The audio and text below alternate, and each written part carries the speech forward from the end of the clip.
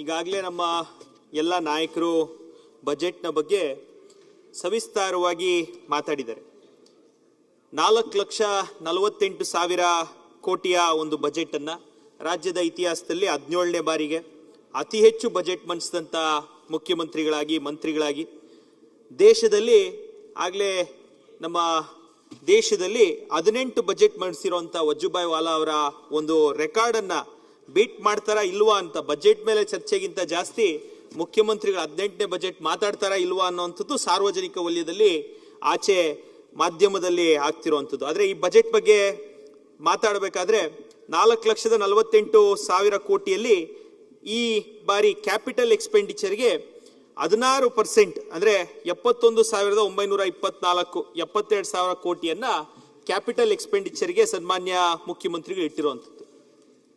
100 ರೂಪಾಯಿಯಲ್ಲಿ 84 ರೂಪಾಯಿಯನ್ನ ಸಾಲ ಮರುಪಾವತಿ, ನಮ್ಮ ಸರ್ಕಾರಿ ನೌಕರರ ಒಂದು ಸಂಬಳ ಮತ್ತು ಗ್ಯಾರಂಟಿ ಯೋಜನೆಗಳು, ಇದಕ್ಕೇನೆ 100ರಲ್ಲಿ 84 ರೂಪಾಯಿಯನ್ನ ಇವತ್ತು ನಮ್ಮ ರಾಜ್ಯ ಸರ್ಕಾರ ಮೀಸಲಿಟ್ಟಿರುವಂಥದ್ದು. ಮತ್ತು 16% ನಮ್ಮ ಕ್ಯಾಪಿಟಲ್ ಎಕ್ಸ್ಪೆಂಡಿಚರ್ಗೆ 1,32,000 ಕೋಟಿ ಸಾಲವನ್ನ ನಾವು ಕ್ಯಾಪಿಟಲ್ ಎಕ್ಸ್ಪೆಂಡಿಚರ್ ಮಾಡಿದೀವಿ ಅಂತ ಈಗಲೇ ರಿಜ್ವಾನ್ ಅಣ್ಣವರು ಈಗ ಮಾತಾಡ್ತಾ ತಿಳಿಸಿದ್ರು. ಅದರಲ್ಲಿ ಕೇವಲ 72,000 ಕೋಟಿ ಮಾತ್ರ ಅದರಲ್ಲೂ ಇವತ್ತು ಕ್ಯಾಪಿಟಲ್ ಎಕ್ಸ್ಪೆಂಡಿಚರ್ಗೆ ಇಟ್ಟಿರುವಂಥದ್ದು. ಕೇಂದ್ರ ಸರ್ಕಾರದ ಬಗ್ಗೆ ರಿಜ್ವಾನ್ ಅಣ್ಣವರು ಮಾತಾಡ್ತಾ ಅವರು ತಿಳಿಸಿದ್ರು 73.47 ಲಕ್ಷ ಕೋಟಿಯನ್ನ ಕೇಂದ್ರ ಸರ್ಕಾರ ಬಜೆಟ್ ಮಂಡಿಸಿದ್ರೆ ಕೇಂದ್ರ ಸರ್ಕಾರ ಇವತ್ತು ಕ್ಯಾಪಿಟಲ್ ಎಕ್ಸ್ಪೆಂಡಿಚರ್ಗೆ ರಾಜ್ಯಕ್ಕಿಂತ ಹೆಚ್ಚು 23% ಕ್ಯಾಪಿಟಲ್ ಎಕ್ಸ್ಪೆಂಡಿಚರ್ಗೆ 12.8 ಲಕ್ಷ ಕೋಟಿಯನ್ನ ಕ್ಯಾಪಿಟಲ್ ಎಕ್ಸ್ಪೆಂಡಿಚರ್ಗೆ ಅಂತ ಹೇಳಿ ಕೇಂದ್ರ ಸರ್ಕಾರ ಇಟ್ಟಿರುವಂಥದ್ದು. ಪ್ರತಿ ಬಾರಿ ವಿರೋಧ ಪಕ್ಷದ ಶಾಸಕರು ಎದ್ದು ನಿಂತು ಕೇಂದ್ರ ಸರ್ಕಾರದ ಮೇಲೆ ದೂಷಣೆ ಮಾಡುವಂಥದ್ದು, ಕೇಂದ್ರ ಸರ್ಕಾರ ಇವತ್ತು ನಮಗೆ ಬರಬೇಕಾಗಿರುವಂತಹ ತೆರಿಗೆ ಪಾಲನ್ನ ಕೊಡದೇ ಇರೋ ಕಾರಣ ನಾವು ಇವತ್ತು ಸಾಲವನ್ನ ಮಾಡಿದೀವಿ ಅಂತ 10 ವಿರೋಧ ಪಕ್ಷದ ಶಾಸಕರು ಇವತ್ತು ತಿಳಿಸಿದ್ದಾರೆ. ಫಿಸ್ಕಲ್ ರೆಸ್ಪಾನ್ಸಿಬಿಲಿಟಿ ಒಳಗಡೆ ಇದ್ದೀವಿ, ಆದ್ರೆ ನಾವು ಸಾಲ ಮಾಡಿರುವಂಥದ್ದು ಕೇಂದ್ರ ಸರ್ಕಾರದಿಂದ ನಮಗೆ ಬರಬೇಕಾಗಿರುವಂತಹ ತೆರಿಗೆ ಪಾಲ್ ಬಂದಿಲ್ಲ ಅಂತ ಹೇಳಿ. ಕೇಂದ್ರ ಸರ್ಕಾರದ SGST ಏನು ನಮ್ಮ ಸರ್ಕಾರ ಕಲೆಕ್ಟ್ ಮಾಡುವಂತ SGST ಸರ್ಕಾರ ಕಲೆಕ್ಟ್ ಮಾಡುವಂತ ಸೆಸ್ ಜೊತೆಗೆ 63,000 ಕೋಟಿಯನ್ನ ಕೇಂದ್ರ ತೆರಿಗೆ ಪಾಲು ಟ್ಯಾಕ್ಸ್ ಡೆವಲ್ಯೂಷನ್ ನಾರ್ಮ್ಸ್ ಪ್ರಕಾರ ಏನಿದೆ ಆ ಕೇಂದ್ರದ ತೆರಿಗೆ ಪಾಲನ್ನ 63,000 ಕೋಟಿಯನ್ನ ಕೇಂದ್ರ ಇವತ್ತು ಕೊಟ್ಟಿದೆ. ಇದ್ರ ಜೊತೆಗೆ ಕೇಂದ್ರ ಸರ್ಕಾರ ಇವತ್ತು ಗ್ರಾಂಟ್ ಇನ್ ಏಡ್ ಅದೊಂದು 17,000 ಕೋಟಿ ನಮಗೆ ವಾಪಸ್ಸು ಗ್ರಾಂಟ್ ಇನ್ ಏಡ್ ಕ್ಯಾಪಿಟಲ್ ಎಕ್ಸ್ಪೆಂಡಿಚರ್ಗೋಸ್ಕರ ಕೊಟ್ಟಿದ್ದಾರೆ. ಕೇಂದ್ರ ಸರ್ಕಾರಕ್ಕೆ ನಾವು ಕಟ್ಟುವಂತ ತೆರಿಗೆಯಲ್ಲಿ ಕೇಂದ್ರ ಸರ್ಕಾರ ಕಾರ್ಪೊರೇಟ್ ಟ್ಯಾಕ್ಸ್ ಆಗ್ಬೋದು, ನಾನ್ ಕಾರ್ಪೊರೇಟ್ ಟ್ಯಾಕ್ಸ್ ಆಗ್ಬೋದು, CGST ಆಗ್ಬೋದು, ಇಷ್ಟರಲ್ಲೂ ಕೇಂದ್ರ ಸರ್ಕಾರ ನಮ್ಮ ರಾಜ್ಯಕ್ಕೂ ಸಹ ಬೇಕಾದಷ್ಟು ಯೋಜನೆಗಳನ್ನ ಕೊಡುತ್ತೆ.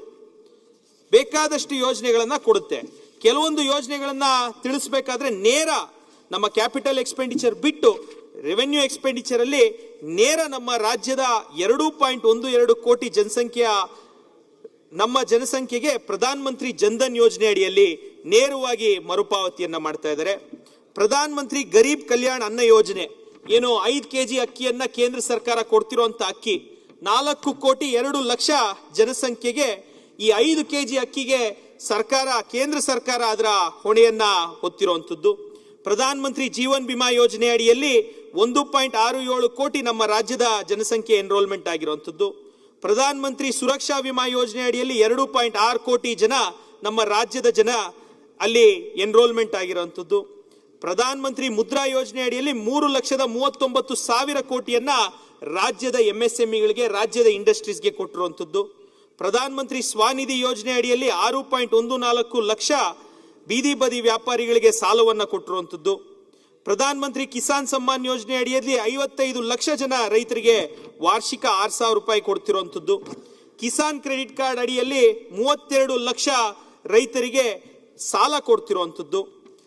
ಆಯುಷ್ಮಾನ್ ಕಾರ್ಡ್ ಅಡಿಯಲ್ಲಿ 2 ಕೋಟಿಗೂ ಅಧಿಕ ಕನ್ನಡಿಗರಿಗೆ ಇವತ್ತು ವಿಶ್ವದ ಅತಿ ದೊಡ್ಡ ಇನ್ಶೂರೆನ್ಸ್ ಸ್ಕೀಮ್ ಅಲ್ಲಿ ಹೆಲ್ತ್ ಇನ್ಶೂರೆನ್ಸ್ ಅನ್ನ 5 ಲಕ್ಷ ರೂಪಾಯಿ ಕೊಡ್ತಿರುವಂತದ್ದು. ಜನೌಷಧಿ ಕೇಂದ್ರಗಳಲ್ಲಿ 1,610 ಜನೌಷಧಿ ಕೇಂದ್ರಗಳಲ್ಲಿ ಕಡಿಮೆ ದರದಲ್ಲಿ ಜನರಿಕ್ ಮೆಡಿಸಿನ್ ಅನ್ನ ಕೊಡ್ತಿರುವಂತದ್ದು. ಈ ಎಲ್ಲ ಕೆಲಸಗಳನ್ನ ಇವತ್ತು ಕೇಂದ್ರ ಸರ್ಕಾರ ಮಾಡ್ತಿರುವಂತದ್ದು. ರಾಜ್ಯ ಸರ್ಕಾರ ಏನು ಅವರ ಗ್ಯಾರಂಟಿಗಳು ಕೊಡೋದು ಬಿಟ್ಟು ಕ್ಯಾಪಿಟಲ್ ಎಕ್ಸ್ಪೆಂಡಿಚರ್ ಮೇಲೆ ಏನ್ ಮಾಡಿದ್ದಾರೆ ಹೋಗ್ಲಿ. ಹೆಚ್ಚಿನ ತೆರಿಗೆಯನ್ನ ಪಡೀಲಿಕ್ಕೆ ಕೇಂದ್ರ ಸರ್ಕಾರ ಇವತ್ತು ನಾನಾ ಯೋಜನೆಗಳನ್ನ ರೂಪಿಸಿದೆ. ಮೊನ್ನೆ ಫೆಬ್ರವರಿ 1ನೇ ತಾರೀಕು ಬಂಡಿಸಿದಂತ ಬಜೆಟ್ ಬಗ್ಗೆ ಗೌರವಾನ್ವಿತ ಸದಸ್ಯರು ಈಗ ತಾನೇ ರಿಜ್ವಾನ್ ಅಣ್ಣವ್ರು ಹೇಳಿದ್ರು. ಇದರಲ್ಲಿ 64,430 ಕೋಟಿಯನ್ನ 14 ಟಾರ್ಗೆಟ್ ಸೆಕ್ಟರ್ಗೆ ಕ್ಯಾಪಿಟಲ್ ಎಕ್ಸ್ಪೆಂಡಿಚರ್ಗೆ ಕೇಂದ್ರ ಸರ್ಕಾರ ಇಟ್ಟಿರುವಂಥದ್ದು. ಈ 14 ಸೆಕ್ಟರ್ ಯಾವುದು? ಡಿಜಿಟಲ್ ಅಂಡ್ ಟೆಕ್ ಕೋರ್ ಅಲ್ಲಿ large scale electronics and mobile ಇಂಡಸ್ಟ್ರಿಗೆ 40,951 ಕೋಟಿ, ಟೆಲಿಕಾಮ್ ಅಂಡ್ ನೆಟ್ವರ್ಕಿಂಗ್ ಇಂಡಸ್ಟ್ರಿಗೆ 12,195 ಕೋಟಿ, ಐಟಿ ಅಂಡ್ ಹಾರ್ಡ್ವೇರ್ ಇಂಡಸ್ಟ್ರಿಗೆ 7,350 ಕೋಟಿ, ಆಟೋಮೊಬೈಲ್ ಅಂಡ್ ಆಟೋ ಕಾಂಪೊನೆಂಟ್ಸ್ ಈ ಒಂದು ಇಂಡಸ್ಟ್ರೀಸ್ಗೆ 25,938 ಕೋಟಿ, ಸ್ಪೆಷಾಲಿಟಿ ಸ್ಟೀಲ್ ಇಂಡಸ್ಟ್ರಿಗೆ 6,322 ಕೋಟಿ, ಸೋಲಾರ್ ಪಿವಿ ಮಾಡ್ಯೂಲ್ಸ್ಗೆ 24,000 ಕೋಟಿ, ಎಸಿಸಿ ಬ್ಯಾಟರಿ ಯೂನಿಟ್ಗಳಿಗೆ 18,100 ಕೋಟಿ, ಡ್ರೋನ್ ಅಂಡ್ ಕಾಂಪೊನೆಂಟ್ಸ್ಗೆ 120 ಕೋಟಿ, ಫುಡ್ ಪ್ರೊಸೆಸಿಂಗ್ಗೆ 10,900 ಕೋಟಿ, ಟೆಕ್ಸ್ಟೈಲ್ ಇಂಡಸ್ಟ್ರಿಗೆ 10,683 ಕೋಟಿ, ಫಾರ್ಮಾ ಎಪಿಐಸ್ಗೆ 6,940 ಕೋಟಿ, ಬಲ್ಕ್ ಡ್ರಗ್ಸ್ಗೆ 6,940 ಕೋಟಿ, ವೈಟ್ ಗೂಡ್ಸ್ಗೆ 6,238 ಕೋಟಿ, ಮೆಡಿಕಲ್ ಡಿವೈಸಸ್ಗೆ 3,420 ಕೋಟಿ. ಈ ರೀತಿ 14 ಟಾರ್ಗೆಟೆಡ್ ಸೆಕ್ಟರ್ಸಿನ ಅಭಿವೃದ್ಧಿಗೋಸ್ಕರ ಕೇಂದ್ರ ಸರ್ಕಾರ ಕ್ಯಾಪಿಟಲ್ ಎಕ್ಸ್ಪೆಂಡಿಚರ್ ವರ್ತ್ 64,430 crores ಅನ್ನ ಮೀಸಲಿಟ್ಟಿದ್ದಾರೆ. ನಾನು ರಾಜ್ಯ ಸರ್ಕಾರವನ್ನ ಕಳೆದ 3 ವರ್ಷಗಳಿಂದ 3 ಬಜೆಟ್, ಈ ಬಾರಿ 4ನೇ ಬಜೆಟ್ ಮಂಡಿಸಿದ್ದಾರೆ. ನಮ್ಮ ರಾಜ್ಯದ ಐಟಿ ತೆರಿಗೆ ಹೆಚ್ಚಾಗ್ಲಿಕ್ಕೆ, ನಮ್ಮ ರಾಜ್ಯದ ಮ್ಯಾನುಫ್ಯಾಕ್ಚರಿಂಗ್ ಇಂಡಸ್ಟ್ರಿ ಹೆಚ್ಚಾಗ್ಲಿಕ್ಕೆ ರಾಜ್ಯ ಸರ್ಕಾರ ಏನ್ ಮಾಡಿದೆ ಅನ್ನೋ ಪ್ರಶ್ನೆಯನ್ನ ನಾನು ಕೇಳಲು ಬಯಸ್ತೀನಿ. ಇವಾಗ ತಾನೇ ರಿಜ್ವಾನ್ ಅವರು ಹೇಳಿದ್ರು, ನಮ್ಮ ರಾಜ್ಯದಲ್ಲಿ ಮುಖ್ಯಮಂತ್ರಿಗಳ ಆಡಳಿತದ ಮೇಲೆ FDI ಏನು 2019ರಿಂದ ಇವತ್ತು 2026ವರೆಗೂ ಅತಿ ಹೆಚ್ಚು FDI ನಮಗೆ ಬಂದಿದೆ, ಇದು ನಮ್ಮ ರಾಜ್ಯದ ಮುಖ್ಯಮಂತ್ರಿಗಳ ಕೊಡುಗೆ ಅಂತ ಹೇಳಿ ಗೌರವಾನ್ವಿತ ರಿಜ್ವಾನ್ ಅಣ್ಣವ್ರು ಹೇಳಿದ್ರು. ನಾನು ಕೇಳಕ್ ಇಚ್ಛೆ ಪಡ್ತೀನಿ, FDI ಅನ್ನ 2016ರಲ್ಲಿ ತಂದಿದ್ದು ನಮ್ಮ ಕೇಂದ್ರ ಸರ್ಕಾರ. ಇವತ್ತು ನಮ್ಮ ರಾಜ್ಯದ ಬಜೆಟ್ 1 ಲಕ್ಷ ಕೋಟಿ ಇದ್ದಂತ ಬಜೆಟ್ ಇವತ್ತು 4.5 ಲಕ್ಷ ಕೋಟಿ ಆಗಿದೆ ಅಂದ್ರೆ ಅದಕ್ಕೆ ನೇರವಾಗಿ ನಮ್ಮ ನರೇಂದ್ರ ಮೋದಿ ಅವರ ನೇತೃತ್ವದ ಕೇಂದ್ರ ಸರ್ಕಾರ ಕಾರಣ. 2016ನೇ ಇಸ್ವಿಯಲ್ಲಿ ಬಂದಂತ FDI ನಂತರ ಸರ್ವಿಸ್ ಸೆಕ್ಟರ್ ಇವತ್ತು ಏನಾಗಿದೆ, ಸರ್ವಿಸ್ ಸೆಕ್ಟರ್ ಗ್ರೋತ್ ಬಗ್ಗೆನೂ ಮಾತಾಡೋದು. ನಮ್ಮ ರಾಜ್ಯದಲ್ಲಿ 69.87% ಸರ್ವಿಸ್ ಸೆಕ್ಟರಿನ GSDP ಇರುವಂತದ್ದು. ಸೆಕೆಂಡರಿ ಅಂದ್ರೆ ಮ್ಯಾನುಫ್ಯಾಕ್ಚರಿಂಗ್ ಸೆಕ್ಟರ್ ವತಿಯಿಂದ 18.71% ಮತ್ತು ಅಗ್ರಿಕಲ್ಚರ್ ಅಥವಾ ಕೃಷಿಯಿಂದ 11.43% ಸೆಕ್ಟರ್ ಇರುವಂತದ್ದು. 70% ಕೊಡ್ತಿರುವಂತ IT-BT ಇಂಡಸ್ಟ್ರಿಗೆ ನ್ಯೂ IT ಪಾಲಿಸಿ ಅಂತ ಹೇಳಿ ಸರ್ಕಾರ ಬಂದ ನಂತರ ಮಾಡಿದ್ದಾರೆ. IT policy 25 to 30. ಈ IT ಪಾಲಿಸಿಯಲ್ಲಿ ಏನ್ ಮಾಡಿದ್ದಾರೆ ಅಂತ ನೋಡಿದ್ರೆ ರಾಜ್ಯ ಸರ್ಕಾರ ಕೇವಲ 967 ಕೋಟಿ ಅಂದ್ರೆ ರಾಜ್ಯದಲ್ಲಿ 22,000 GSDP 32 ಲಕ್ಷ ಕೋಟಿಯಲ್ಲಿ 22 ಲಕ್ಷ ಕೋಟಿ ಆದಾಯ ವ್ಯಾಪಾರ ವಹಿವಾಟು ನಡೆಸುವಂತ IT ಸೆಕ್ಟರ್ಗೆ 5 ವರ್ಷದಲ್ಲಿ ಕೇವಲ ಯೋಜನೆಗೆ ಇಟ್ಟಿರುವಂತದ್ದು ಕ್ಯಾಪಿಟಲ್ ಔಟ್ಲೇ ಬಂದು 967 ಕೋಟಿ. 22,000 ಕೋಟಿ ಆದಾಯ ಇರುವಂತ IT ಸೆಕ್ಟರ್ಗೆ ಏನ್ ಮಾಡಿದ್ದಾರೆ? ಆರ್ಟಿಫಿಷಿಯಲ್ ಇಂಟೆಲಿಜೆನ್ಸ್ ಆಗ್ಬೋದು, ಬ್ಲಾಕ್ ಚೈನ್ ಟೆಕ್ನಾಲಜಿ ಆಗ್ಬೋದು, ಕ್ವಾಂಟಮ್ ಕಂಪ್ಯೂಟಿಂಗ್ ಆಗ್ಬೋದು, ಸೈಬರ್ ಸೆಕ್ಯೂರಿಟಿ ಆಗ್ಬೋದು, ಗ್ರೀನ್ IT ಮತ್ತು ಫೈನಾನ್ಸ್, ಈ ಸೆಕ್ಟರ್ಗಳಿಗೆ ನಿಜವಾದ ಬೆಂಬಲವನ್ನ ನೀಡ್ತಿರುವಂತದ್ದು ಕೇಂದ್ರ ಸರ್ಕಾರ. ಮೊನ್ನೆ ಹೈದರಾಬಾದ್ನಲ್ಲಿ ಅಲ್ಲಿನ ತೆಲಂಗಾಣದ ಮುಖ್ಯಮಂತ್ರಿಗಳು ಹೇಳಿದ್ರು, ಇವತ್ತು ಹೈದರಾಬಾದ್ನ ಕಂಪೇರ್ ಮಾಡಂಗಿದ್ರೆ ನೀವು ಸಿಂಗಪುರ್ ಕಂಪೇರ್ ಮಾಡ್ರಿ, ಬೆಂಗಳೂರು ಕಂಪೇರ್ ಮಾಡಬೇಡ್ರಿ ಅಂತ ಹೇಳಿ ರೇವಂತ್ ರೆಡ್ಡಿ ಅವರು ಈ ಸರ್ಕಾರದ ಪ್ರಶಂಸೆಯನ್ನ ಮಾಡಿದ್ದಾರೆ. ಬೆಂಗಳೂರಿನ ವ್ಯವಸ್ಥೆಯ ಬಗ್ಗೆ IT-BT ಸೆಕ್ಟರಿನ ಪ್ರಮುಖರಾಗಿರುವಂತಹ ಮೋಹನ್ ದಾಸ್ ಪೈ ಅವರು, ಕಿರಣ್ ಮಜುಮ್ದಾರ್ ಶಾ ಅವರು ಯಾವ ರೀತಿ 3 ವರ್ಷದ ದುರಾಡಳಿತದಿಂದ ಇವತ್ತು ಕಂಪನಿಗಳು ಬೇರೆ ಕಡೆ ನೋಡುವಂತ ಪರಿಸ್ಥಿತಿ ಬಂದಿದೆ. ಡೇಟಾ ಸೆಂಟರ್ಗಳ ಬಗ್ಗೆ ಮೊನ್ನೆ ಮಾತಾಡಿದಾಗಲೂ ತಿಳಿಸಿದ್ದೀನಿ. ನವಿ ಮುಂಬೈ ಇವತ್ತು ಮಹಾರಾಷ್ಟ್ರ 3 ಕಡೆ ಗೌರ್ಮೆಂಟ್ ಕಡೆಯಿಂದ ಡೇಟಾ ಸೆಂಟರ್ ಪಾಲಿಸಿ ಸೆಟಪ್ ಮಾಡಿ ನೂತನ ಡೇಟಾ ಸೆಂಟರ್ ಅಡಿಯಲ್ಲಿ ದೇಶದ 43% ಡೇಟಾ ಸೆಂಟರ್ಗಳನ್ನ ಇವತ್ತು ಮಹಾರಾಷ್ಟ್ರದ ನವಿ ಮುಂಬೈ ತಗೊಂಡಿದೆ. ಬೆಂಗಳೂರು ಯಾವ ಸ್ಥಾನದಲ್ಲಿ ಬಂದಿದೆ ಅಂದ್ರೆ ಇವತ್ತು ಡೇಟಾ ಸೆಂಟರ್ಗಳು ಮತ್ತು ಲಾರ್ಜ್ ಡೇಟಾ ಅಲ್ಲಿ 5ನೇ ಸ್ಥಾನಕ್ಕೆ ಬಂದು ಇಳಿದಿರುವಂತಹ ಪರಿಸ್ಥಿತಿ ಇವತ್ತು ಬೆಂಗಳೂರಿಗೆ ಆಗ್ತಾ ಇದೆ.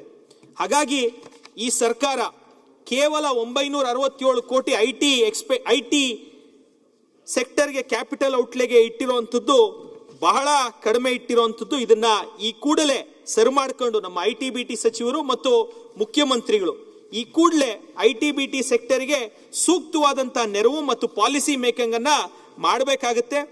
ಅದರಲ್ಲೂ ವಿಶೇಷವಾಗಿ ಆರ್ಟಿಫಿಷಿಯಲ್ ಇಂಟೆಲಿಜೆನ್ಸ್ ಏನು ವಿಶ್ವದ ಮಟ್ಟದಲ್ಲಿ ನಾವು ಮೊದಲನೇ ಸ್ಥಾನದಲ್ಲಿ ಇದೀವಿ, ಅದನ್ನ ಉಳಿಸ್ಕೊಳ್ಳೋ ನಿಟ್ಟಿನಲ್ಲಿ ಮುಂದಿನ ಪೀಳಿಗೆಗೆ ಹೆಚ್ಚಿನ ಕೆಲಸಗಳು ಸಿಗೋ ನಿಟ್ಟಿನಲ್ಲಿ ನಾವು ಕೆಲಸ ನಿರ್ವಹಿಸಬೇಕಾಗುತ್ತೆ. ರಾಜ್ಯ ಸರ್ಕಾರ ಇವತ್ತು ಪ್ರತಿಯೊಂದಕ್ಕೂ ದೇಶದಲ್ಲೇನೆ AI ಪಾಲಿಸಿ ಮೊಟ್ಟ ಮೊದಲನೇದಾಗಿ ತಂದಿರತಕ್ಕಂಥ ರಾಜ್ಯ ಯಾವ್ದಾದ್ರು ಇದ್ರೆ ಅದು ಕರ್ನಾಟಕ ರಾಜ್ಯ. ಸನ್ಮಾನ್ಯ ಪ್ರಿಯಾಂಕ್ ಖರ್ಗೆ ಅವರು ಮತ್ತೆ ನಮ್ಮ ಮುಖ್ಯಮಂತ್ರಿಗಳಾದಂಥ ಸಿದ್ದರಾಮಯ್ಯ ಅವರ ಸರ್ಕಾರದಲ್ಲಿ AI ಪಾಲಿಸಿ ತಂದಿದ್ದೀವಿ. ಕ್ವಾಂಟಮ್ ಪಾಲಿಸಿ ಕೂಡ ರಾಷ್ಟ್ರದಲ್ಲಿ ಮೊಟ್ಟ ಮೊದಲನೇ ಬಾರಿಗೆ ಯಾರು ತಂದಿರಂತಂದ್ರೆ ನಮ್ಮ ಸರ್ಕಾರ ತಂದಿರೋದು. ದೇಶದಲ್ಲೇ ಫಸ್ಟ್ ಕ್ವಾಂಟಮ್ ಕಂಪ್ಯೂಟರ್ ಎಲ್ಲಿ ಸೆಟಪ್ ಆಗ್ತಾ ಇದೆ ಅಂತಂದ್ರೆ ಕರ್ನಾಟಕದಲ್ಲೇ ಸೆಟಪ್ ಆಗ್ತಾ ಇರತಕ್ಕಂಥದ್ದು. ಅದರಿಂದ ಎಲ್ಲಾ ರೀತಿಯಾಗಿ ಐಟಿಗೆ ಏನ್ ಪ್ರೋತ್ಸಾಹ ಕೊಡಬೇಕು, ಮುಂದಿನ ವರ್ಷ ಏನ್ ಮಾಡಬೇಕು, ಅವೆಲ್ಲದರಲ್ಲಿ ಕೂಡ ಅಗ್ರಸ್ಥಾನದಲ್ಲಿ ಯಾವ್ದಾದ್ರೂ ರಾಜ್ಯ ನಿಂತಿದ್ರೆ ಅದು ಕರ್ನಾಟಕ ರಾಜ್ಯ ಅಂತೇಳಿ ಅತ್ಯಂತ ಹೆಮ್ಮೆಯಿಂದ ಹೇಳ್ಕೋಬೇಕು ನಾವು. ಅಣ್ಣ ಒಂದ್ ನಿಮಿಷ, ನೀವು ತಿಳಿಸ್ತಾ ಇರೋ ಪ್ರಕಾರ IT ಪಾಲಿಸಿಯನ್ನ 25 to 30 ಮುಂದುವರಿಸಿ ಬಜೆಟ್ ಕಳೆದ ನೀವು ಕಿಯಾನಿಕ್ಸ್ ನ ಅಧ್ಯಕ್ಷರಾಗಿ ನಾನು ಕೇಳ್ಕೊಳ್ಳುವಂಥದ್ದು ITBT is supporting about 70% of our GSDP. ಅಂದ್ರೆ ನೀವು 32 ಲಕ್ಷ ಕೋಟಿಯಲ್ಲಿ 22 ಲಕ್ಷ ಕೋಟಿ ITBT ವ್ಯವಹಾರದಲ್ಲಿ ಆಗುತ್ತೆ. ನಮ್ಮ ರಾಜ್ಯದ ಕಡೆಯಿಂದ ಏನ್ ಇನ್ಸೆಂಟಿವ್ ಕೊಡ್ತಾ ಇದೀವಿ? ಅಲ್ಲ ಒಂದ್ ನಿಮಿಷ ಮುಗಿಸ್ಬಿಡ್ತೀನಿ ನಾನು, ನೀವು ಹೇಳಿದ್ರೆ ನಾನು ಮುಗಿಸ್ತೀನಿ. ಇಲ್ಲ ನಾನು ಕ್ಯಾಪಿಟಲ್ ಔಟ್ಲೇ ನೀವು 5 ಇಯರ್ಸ್ಗೆ ನಿಮ್ಮ IT ಪಾಲಿಸಿಯನ್ನ ಓದಿ, ಕ್ವಾಂಟಮ್ ಕಂಪ್ಯೂಟಿಂಗ್ ಆಗ್ಬೋದು, ಆರ್ಟಿಫಿಷಿಯಲ್ ಇಂಟೆಲಿಜೆನ್ಸ್ ಆಗ್ಬೋದು, ಎಲ್ಲದಕ್ಕೂ ಸೇರಿ ನೀವು ಕ್ಯಾಪಿಟಲ್ ಔಟ್ಲೇ ಎಷ್ಟಿಟ್ಟಿದ್ದೀರಾ? 967 ಕ್ರೋರ್ಸ್ ಅನ್ನ 5 ವರ್ಷಕ್ಕೆ ಚರ್ಚೆ ಮಾಡಿ ಅಲ್ಲ ಅವ್ರು ನನ್ಗೆ ಹೇಳಿದ್ದಾರೆ. ಮಾತಾಡಿ ಜಸ್ಟ್ ಆನ್ಸರ್. ಈಗ ಬೆಂಗಳೂರಿನ ವಿಶೇಷತೆ ಇನ್ಸೆಂಟಿವ್ ಕೊಡಂತದ್ದಾಗಿರ್ಬೋದು ಅಥವಾ ಬೇರೆ ಬೇರೆಯವರಿಗೆ ₹1 ಜಮೀನ್ ಕೊಡಂತದ್ದಲ್ಲ. ನಮ್ಮಲ್ಲಿರ್ತಕ್ಕಂಥ ಮಾನವ ಸಂಪನ್ಮೂಲ ಏನಿದೆ ಅದೇ ಕರ್ನಾಟಕದ ಬೆಂಗಳೂರಿನ ವಿಶೇಷತೆ. ಸಿಲಿಕಾನ್ ವ್ಯಾಲಿ ಅಂತ ಹೇಳ್ತಾರೆ. ಇಲ್ಲ ಪಾಲಿಸಿ ಮೇಕಿಂಗ್ ಬಗ್ಗೆ ಮಾತಾಡ್ತಾ ಇದ್ದೀರಿ, ದಯವಿಟ್ಟು ಡೈವರ್ಟ್ ಮಾಡಬೇಡಿ. ಮಾನವ ಸಂಪನ್ಮೂಲ ನಮ್ಮಲ್ಲಿ ಇರುವಂತದ್ದು ಅದೇ ಬೆಂಗಳೂರಿನಲ್ಲಿ, ಬರೀ ಬೆಂಗಳೂರು ಒಂದು ನಗರದಲ್ಲಿ ದಯವಿಟ್ಟು ಇದು ನಾನು ಮಾತಾಡ್ತಾ ಇರೋದಕ್ಕೆ ಸಂಬಂಧನೇ ಇಲ್ಲ. ಇದು ನಮ್ಮ ವಿಶೇಷತೆ. ನಾನ್ ಮಾತಾಡ್ತಾ ಇರೋಂಥದ್ರ ಬಗ್ಗೆ ಮಾನವ ಸಂಪನ್ಮೂಲ ಮಾತಾಡಲೇ ಇಲ್ಲ. ಕಾಂಗ್ರೆಸ್ ಮಾಡಿರೋದು ಬಿಜೆಪಿ ಮಾಡಿರೋದು ಅಲ್ಲ. ಧೀರಜ್, ನೀವು ಅವ್ರಿಗೆ ಏನಾದ್ರೆ ಅವ್ರ ನಿಮ್ಗೆ ಏನಾದ್ರು ಹೇಳ್ತಾರೆ. You go on the budget. Yes sir, on the budget. ITIS ಪಾಲಿಸಿಯನ್ನ ITBT ಸೆಕ್ಟರ್ಗೆ ನಾನು ಮತ್ತೆ ಹೇಳ್ತಾ ಇರೋಂಥದ್ದು. ಶರತ್ ಅಣ್ಣವರು ಕಿಯಾನಿಕ್ಸ್ ನ ಅಧ್ಯಕ್ಷರಿದ್ದಾರೆ, ಗೌರವಾನ್ವಿತ ಪ್ರಿಯಾಂಕ್ ಖರ್ಗೆ ಅವರು ITBT ಮಿನಿಸ್ಟರ್ ಇದ್ದಾರೆ. ನಾನು ಹೇಳ್ತಿರೋಂಥದ್ದು ಕ್ಯಾಪಿಟಲ್ ಔಟ್ಲೆ ಬೆನಿಫಿಟ್ಸ್ ಅನ್ನ ಏನ್ ಕೊಡ್ತಾ ಇದ್ದಾರೆ ಬೇರೆ ರಾಜ್ಯಗಳು. ತೆಲಂಗಾಣ IT ಪಾಲಿಸಿ 2023 to 28 ಮಾಡಿದ್ದಾರೆ. ನಮ್ಮ ಮಹಾರಾಷ್ಟ್ರ ಅವರು ಸಹ 2024 ಅಲ್ಲಿ IT ಪಾಲಿಸಿಯನ್ನ ಮಾಡಿದ್ದಾರೆ. IT ಪಾಲಿಸಿ ನಮ್ಮ ರಾಜ್ಯ ಮಾಡಿರುವಂತದ್ದು ಕಾಂಪಿಟೇಟಿವ್ಲಿ ಬೇರೆ ಸ್ಟೇಟ್ಸ್ ಅನ್ನ, ಎಸ್ಪೆಷಲಿ ಹೈದರಾಬಾದ್, ಚೆನ್ನೈ ಮತ್ತು ಮುಂಬೈ, ಇದನ್ನ ಬೀಟ್ ಮಾಡಲಿಕ್ಕೆ ಕೇವಲ 967 ಕೋಟಿ 5 ವರ್ಷಕ್ಕೆ ITBTಗೆ ಮೀಸಲಿಟ್ಟಿರುವಂತದ್ರ ಬಗ್ಗೆ ನಾನು ಮಾತಾಡ್ತಿರುವಂತದ್ದು. ಅದನ್ನ ಹೆಚ್ಚು ಮಾಡಬೇಕು ಅಂತ ಹೇಳಿ ನಾನು ಇಲ್ಲಿ ಬೇಡಿಕೆಯನ್ನ ಇಡ್ತಿರುವಂತದ್ದು ಸಭಾಧ್ಯಕ್ಷರೇ. ಇದ್ರ ಜೊತೆಗೆ ಬಜೆಟಿನ ಬಗ್ಗೆ ನೆನ್ನೆನೂ ಸಹ ಎಲ್ಲ ಕಡೆ ಹೇಳಿದ್ದಾರೆ. ನಾನು ಆಗ್ಲೇ ಹೇಳಿದೆ, ಮ್ಯಾನುಫ್ಯಾಕ್ಚರಿಂಗ್ ಸೆಕ್ಟರ್ ಈಗ ಇನ್ನೂ ಹೆಚ್ಚಿನ ಉದ್ಯೋಗಾವಕಾಶಗಳು ಸಿಗಬೇಕು. ಈಗಾಗಲೇ ಯುವ ನಿಧಿ ಯೋಜನೆ ಬಗ್ಗೆ ಈ ಬಜೆಟ್ ಅಲ್ಲಿ ಆಲ್ಮೋಸ್ಟ್ ಯುವ ನಿಧಿ ಯೋಜನೆನ ಕೈ ಬಿಟ್ಟಿರುವಂತ ಲೆಕ್ಕಕ್ಕೆ ಯಾವುದೇ ರೀತಿಯಾದಂತ ಯುವ ನಿಧಿಗೆ ಯಾವ ಅನುದಾನ ಮೀಸಲಿಟ್ಟಿಲ್ಲ. ರಾಜ್ಯದ ಯುವಕರಲ್ಲಿ ನಾನು ಈ ಸರ್ಕಾರವನ್ನ ಕೇಳ್ಕೊಳ್ಳುವಂಥದ್ದು, ಮೊದಲನೇ ಬಾರಿ ರಾಜ್ಯದ ಇತಿಹಾಸದಲ್ಲಿ ನಿರುದ್ಯೋಗಿ ಭತ್ಯವನ್ನ ಕೊಡ್ತೀವಿ ಅಂತ ಹೇಳಿ ಕಾಂಗ್ರೆಸ್ ಸರ್ಕಾರ ಕೊಡ್ತು. ನಿರುದ್ಯೋಗಿ ಭತ್ಯವನ್ನ ಎಷ್ಟು ಜನಕ್ಕೆ ಕೊಟ್ಟಿದ್ದಾರೆ? ಕಳೆದ 3 ವರ್ಷದಲ್ಲಿ 3,08,267 ಯುವಕರಿಗೆ, ಯುವಕ ಯುವತಿಯರಿಗೆ ನಾವು ನಿರುದ್ಯೋಗಿ ಭತ್ಯವನ್ನ ಕೊಟ್ಟಿದ್ದೀವಿ ಅಂತ ಹೇಳಿ ತಮ್ಮ ಬಜೆಟ್ ಪುಸ್ತಕದಲ್ಲಿ ಗೌರವಾನ್ವಿತ ಮುಖ್ಯಮಂತ್ರಿಗಳು ತಿಳಿಸಿರುವಂಥದ್ದು. ಇದಕ್ಕೆ 914 ಕೋಟಿ ವೆಚ್ಚ ಆಗಿದೆ ಅಂತ ಹೇಳಿದ್ದಾರೆ. ಇವರ ಉದ್ದೇಶ ಇದ್ದಂಥದ್ದೇನು? 180 ದಿನದೊಳಗಡೆ ಈ ನಿರುದ್ಯೋಗಿ ಯುವಕ ಯುವತಿಯರಿಗೆ ಕೆಲಸವನ್ನ ಕೊಡಿಸಬೇಕು, ಟ್ರೈನಿಂಗ್ ಅನ್ನ ಕೊಡಬೇಕು ಅಂತ ಈ ಯುವ ನಿಧಿ ಯೋಜನೆಯ ಮೂಲ ಉದ್ದೇಶ. ಇದುವರೆಗೂ ಎಷ್ಟು ಜನಕ್ಕೆ ಕೆಲಸವನ್ನ ಕೊಟ್ಟಿದ್ದಾರೆ ಅಂತ ಬಜೆಟ್ ಪುಸ್ತಕದಲ್ಲೇ ಹೇಳಿದ್ದಾರೆ. 180 ದಿನಕ್ಕೆ ಟ್ರೈನಿಂಗ್ಗೆ ಇಷ್ಟು ಡೇಟಾಬೇಸ್ ಇದೆ ಇವ್ರ ಹತ್ರ. ಡಿಗ್ರಿ ಓದಿಂತು ಅಂತ ಯುವಕರು ₹3,000 ತಗೊಂತಾ ಇದ್ದಾರೆ. ಡಿಪ್ಲೊಮಾ ಓದಿರುವಂತವ್ರು 1,500 ರೂಪಾಯಿ ಭತ್ಯವನ್ನ ತಗೊಂತಾ ಇದ್ದಾರೆ. ಇಷ್ಟು ಜನ ಯುವಕರು 3,08,000 ಯುವಕರಲ್ಲಿ ಎಷ್ಟು ಜನಕ್ಕೆ ಕೆಲಸವನ್ನ ಕೊಡಿಸಿದೆ ಸರ್ಕಾರ? ಅದನ್ನ ನೋಡಿದ್ರೆ ಇದೇ ಬಜೆಟ್ ಪುಸ್ತಕದಲ್ಲಿ ಹೇಳ್ತಾರೆ, ಉದ್ಯೋಗ ಮೇಳಗಳನ್ನ ಆಯೋಜಿಸಿ 1.1 ಲಕ್ಷ ಕೋಟಿ ಯುವಕರನ್ನ ಭಾಗವಹಿಸಿ ಕೇವಲ 19,863 ಯುವಕರಿಗೆ ನಾವು ಕೆಲಸವನ್ನ ಕೊಡಿಸಿದೀವಿ ಅಂತ ಹೇಳಿ ಇದೇ ಬಜೆಟ್ ಪುಸ್ತಕದಲ್ಲಿ ಹೇಳಿರುವಂಥದ್ದು. 3,08,000 ನಿರುದ್ಯೋಗಿ ಭತ್ಯೆ ಪಡಿತಿರುವಂತ ಯುವಕರಿಗೆ ಕೆಲಸ ಕೊಡಿಸ್ಲಿಕ್ಕೆ ಸ್ಕಿಲ್ ಡೆವಲಪ್ಮೆಂಟ್ ಇದೆ, ಯೂತ್ ಎಂಪವರ್ಮೆಂಟ್ ಇದೆ, ಐಟಿ ಸೆಕ್ಟರ್ ಇದೆ, ಮ್ಯಾನುಫ್ಯಾಕ್ಚರಿಂಗ್ ಸೆಕ್ಟರ್, ಇಂಡಸ್ಟ್ರಿಯಲ್ ಸೆಕ್ಟರ್ ಇದೆ, ಇಷ್ಟು ಪ್ಲಸ್ ಕಾರ್ಮಿಕ ಇಲಾಖೆ ಇದೆ. ಇಷ್ಟು ಸೆಕ್ಟರ್ಗಳಿದ್ರೂ ಸಹ ಕೇವಲ 19,863 ಯುವಕರಿಗೆ ಇದರಲ್ಲಿ ನಿರುದ್ಯೋಗಿಗಳಿಗೆ ಕೆಲಸವನ್ನ ಕೊಡಿಸಿರುವಂಥದ್ದು ಈ ಸರ್ಕಾರದ ಸಾಧನೆ.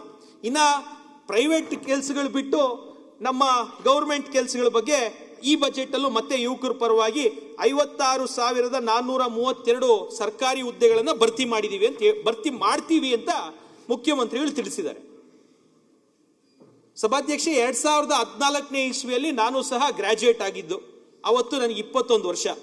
2026ನೇ ಇಸ್ವಿ ಇವತ್ತು ಬಂದು ಕೂತಿದ್ದೀವಿ. KPSC ಬರೀಲಿಕ್ಕೆ ಎಷ್ಟು ಏಜ್ ಲಿಮಿಟೇಷನ್, ಒಂದು KS ಆಫೀಸರ್ ಆಗ್ಲಿಕ್ಕೆ ಅಂತ ಹೇಳಿ ಏಜ್ ಲಿಮಿಟೇಷನ್ ನಾವು ನೋಡಿದ್ರೆ 21 ವರ್ಷದಿಂದ 35 ವರ್ಷದ ಯುವಕರು ಇವತ್ತು KPSCಯನ್ನ ಬರೀಬಹುದು. ಎಷ್ಟು ಅಟೆಂಪ್ಟ್ ಕೊಡ್ತಾರೆ? 6 ಅಟೆಂಪ್ಟ್ ಅನ್ನ ಕೊಡುವಂತ ಕೆಲಸ ಮಾಡ್ತಾರೆ. ಈ ಕಳೆದ 10 ವರ್ಷದಲ್ಲಿ ಎಷ್ಟು ಬಾರಿ KPSC ಎಕ್ಸಾಮ್ ಗೆಜೆಟೆಡ್ ಪೋಸ್ಟ್ ನಡೆದಿದೆ ಅಂದ್ರೆ ಕೇವಲ 3 ಅಟೆಂಪ್ಟ್ ಅನ್ನ ಇಷ್ಟು ಯುವಕರು ಕೊಟ್ಟಿದ್ದಾರೆ. ಏಜ್ ಲಿಮಿಟ್ ಇವತ್ತು 35 ವರ್ಷ. ನನ್ನ ಜೊತೆ ಗ್ರಾಜುಯೇಟ್ ಆದಂತ ಪ್ರತಿಯೊಬ್ಬರಿಗೂ ನನಗೆ ಇವತ್ತು 34 ವರ್ಷ, ಪ್ರತಿಯೊಬ್ಬರಿಗೂ ಇವತ್ತು 35 ವರ್ಷ ಆಗಿದೆ. ಅವ್ರಿಗೆ 6 ಅಟೆಂಪ್ಟ್ ಕೊಡಬೇಕಾಗಿತ್ತು. ಎಲ್ಲಾ ಸರ್ಕಾರಗಳು, ನಾನು ಈ ಸರ್ಕಾರ ಬಂದ ನಂತರ ಒಮ್ಮೆ ಸಹ ಎಕ್ಸಾಮ್ ಅನ್ನ ಒಂದ್ಸತಿ ಕರೆದಿದ್ದ ಎಕ್ಸಾಮ್ ಅಲ್ಲಿ ಪ್ರಶ್ನೆ ಪತ್ರಿಕೆಯಲ್ಲಿ ಟ್ರಾನ್ಸ್ಲೇಷನ್ ಎರರ್ 90 ಬಾರಿ ಟ್ರಾನ್ಸ್ಲೇಷನ್ ಎರರ್ ಇತ್ತು.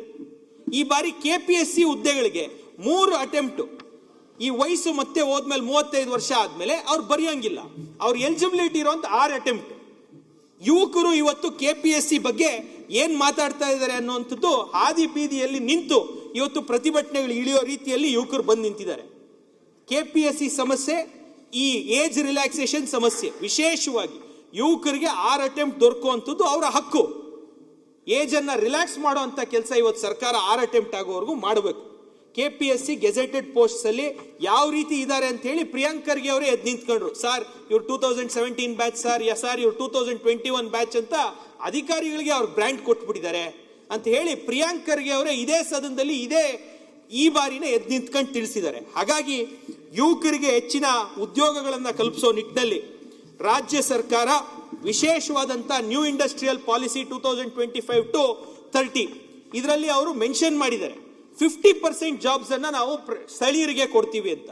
ಸ್ಥಳೀಯರು ಅನ್ನುವಂತ ಒಂದು ಡೆಫಿನೇಷನ್ ಏನಿದೆ ಅದೇ ತಪ್ಪಿದೆ. ಸ್ಥಳೀಯರು ಅಂದ್ರೆ ಆ ಜಿಲ್ಲೆಗೆ ಕೊಡ್ತಾರ, ಆ ತಾಲೂಕು ಕೊಡ್ತಾರ ಅಂತ ನೋಡಿದ್ರೆ ಇಡೀ ಕರ್ನಾಟಕವನ್ನ ಸ್ಥಳೀಯರಾಗಿ ಮಾಡಿದ್ದಾರೆ. ಹಾಗಾಗಿ ಸ್ಥಳೀಯರಿಗೆ 50% ಅಲ್ಲದೆ 70% ರಾಜ್ಯದ ಜನತೆಗೆ, ಯುವಕರಿಗೆ 70% ಮ್ಯಾನುಫ್ಯಾಕ್ಚರಿಂಗ್ ಇಂಡಸ್ಟ್ರಿಯಲ್ಲಿ ಕೆಲಸಗಳನ್ನ ಬರೋ ರೀತಿಯಲ್ಲಿ ಕೊಡಬೇಕು. ಅದರಲ್ಲೂ ವಿಶೇಷವಾಗಿ ಸರ್ಕಾರಿ ಕಾಲೇಜುಗಳಲ್ಲಿ ಓದಿರುವಂತ, ಸರ್ಕಾರಿ ಡಿಗ್ರಿ ಕಾಲೇಜುಗಳಲ್ಲಿ ಓದ್ತಾ ಇರುವಂತ ಮಕ್ಕಳಿಗೆ ಮೊದಲನೇ ಆದ್ಯತೆಯನ್ನ KDB ಇಂಡಸ್ಟ್ರಿಯಲ್ ಏರಿಯಾಗಳಲ್ಲಿ ಸೆಟಪ್ ಮಾಡುವಂತ ಕಂಪನಿಗಳಲ್ಲಿ ಕೊಡಬೇಕು ಅಂತ ಕೋರ್ಕೊಂಡು, ಇದರ ಜೊತೆಯಲ್ಲಿ ಬಜೆಟ್ ಪುಸ್ತಕದಲ್ಲಿ ಇವತ್ತು ನಮ್ಮ ಮುಖ್ಯಮಂತ್ರಿಗಳು ಬಜೆಟ್ ಪುಸ್ತಕದಲ್ಲಿ 11G ಅಂತ ಹೇಳಿ ಹೊಸ ಒಂದು ಆಯಾಮವನ್ನ ಕೊಟ್ಟಿದ್ದಾರೆ.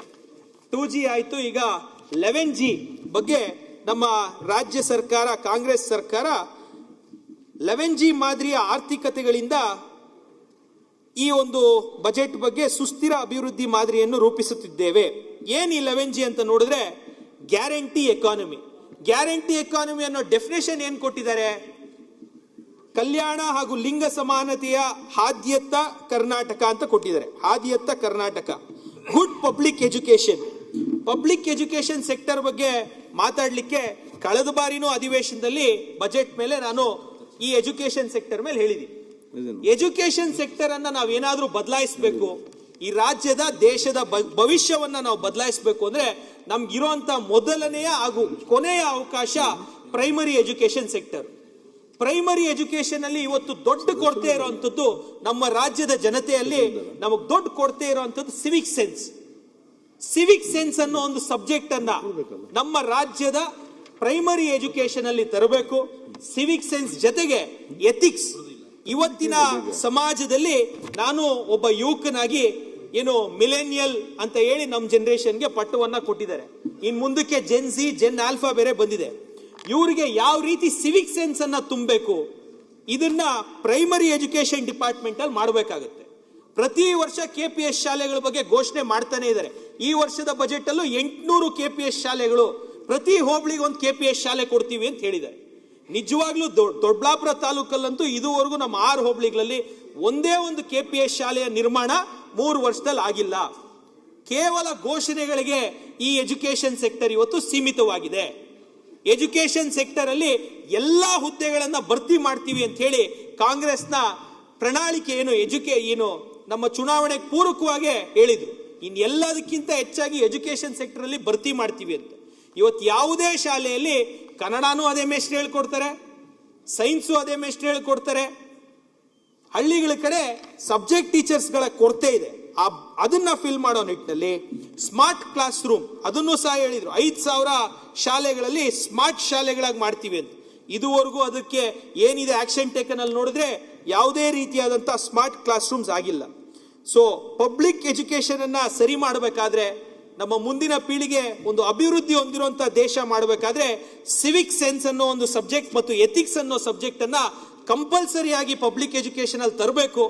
ಸಿವಿಕ್ ಸೆನ್ಸಿನ ಅವಶ್ಯಕತೆ ಇವತ್ತು ಅತಿ ಹೆಚ್ಚು ಇವತ್ತು ಬರೋದಂತ ಒಂದು ಸೊಸೈಟಿಗಿದೆ, ಹಾಗಂತ ತಿಳಿಸ್ತಾ ಇದ್ರ ಜೊತೆಗೆ ಗುಡ್ ಹೆಲ್ತ್ ಟು ಆಲ್, ಆರೋಗ್ಯ ವಿಚಾರದ ಬಗ್ಗೆ ಈಗಾಗಲೇ ನಿಲುವಳಿ ಸೂಚನೆಯನ್ನ ಮಂಡನೆ ಮಾಡಿದ್ದಾರೆ.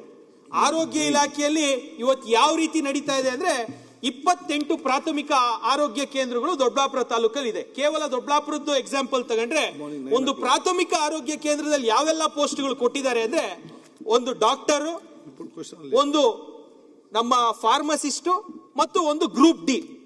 ಯಾವುದೇ ಪ್ರಾಥಮಿಕ ಆರೋಗ್ಯ ಕೇಂದ್ರದಲ್ಲಿ ಒಂದು ಡೇಟಾ ಸೆಂಟರ್ ಆಪರೇಟರ್ ಇಲ್ಲ ಮತ್ತು ಒಂದು ನರ್ಸ್ ಇಲ್ಲ. ಒಂದು ನರ್ಸ್ ಇಲ್ಲದೆ ಇವತ್ತು ಆರೋಗ್ಯ ಇಲಾಖೆಯಲ್ಲಿ ಒಂದು ಪ್ರಾಥಮಿಕ ಆರೋಗ್ಯ ಕೇಂದ್ರನ ಒಬ್ಬ ಡಾಕ್ಟರ್ ಹೆಂಗ್ ನಡೆಸಬೇಕು? ಡೇಟಾ ಆಪರೇಟರ್ ಇಲ್ಲದೆ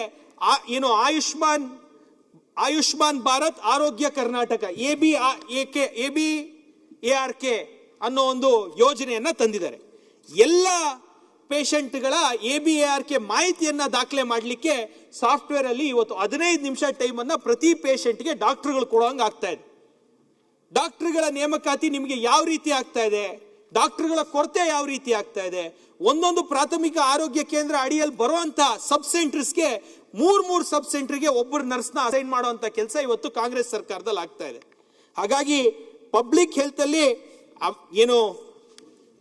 prescribe drugs, first of all 400 drug ಅಲ್ಲಿ 15 ಡ್ರಗ್ ಮೇಲೆ ಒಂದೇ ಒಂದು ಪ್ರಾಥಮಿಕ ಆರೋಗ್ಯ ಕೇಂದ್ರದಲ್ಲಿ ನಮ್ಮ ಜಿಲ್ಲೆಯಲ್ಲಂತೂ ಇಲ್ಲ. ನಾನು ಆಸ್ಪತ್ರೆಗಳ ವಿಚಾರಕ್ಕೆ ಹೋಗೋದೇ ಇಲ್ಲ. ಆಸ್ಪತ್ರೆಗಳ ವಿಚಾರದಲ್ಲಿ ಎಷ್ಟು ವ್ಯವಸ್ಥಿತವಾಗಿ ಇವತ್ತು ಒಬ್ಬ ಬಡವನಿಗೆ ಎಲ್ಲದಕ್ಕಿಂತ ಮುಖ್ಯವಾಗಿ ಬೇಕಾಗಿರುವಂತದ್ದು ಒಂದು ಆಸ್ಪತ್ರೆಗೆ ಹೋದ್ರೆ ಉಚಿತವಾದಂತ ಉತ್ತಮ ಗುಣಮಟ್ಟದ ಒಂದು ಆರೋಗ್ಯ ಸೇವೆ ಬೇಕಾಗುತ್ತೆ.